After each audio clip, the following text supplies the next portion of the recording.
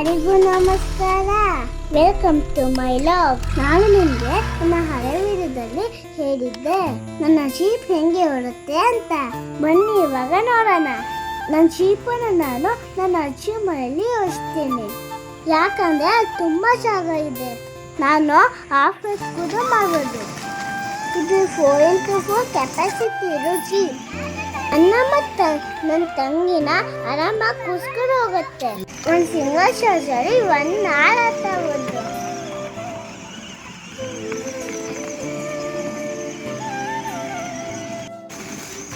ನಾವು ಆಡ್ತಾ ಇರುವಾಗ ಅಜ್ಜಿ ಅಲ್ಲಿಗೆ ಬಂದ್ರು.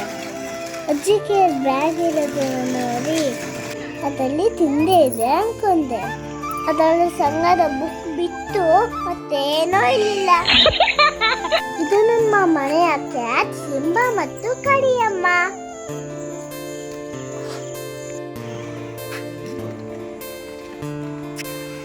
ನಾನು ಮತ್ತು ನನ್ನ ತಂಗಿ ಬುಜ್ಜಿ ಮನೆ ಆಟ ಆಡಿದ್ವಿ.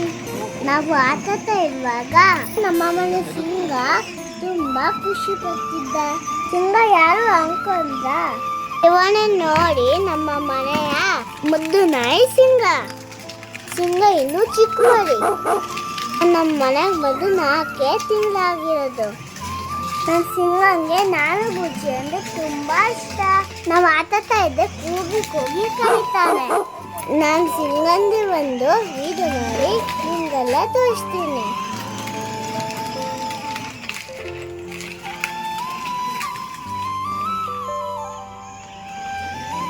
ಇದು ನನ್ನ ಜೀಪ್ನ ಲಾಗ್.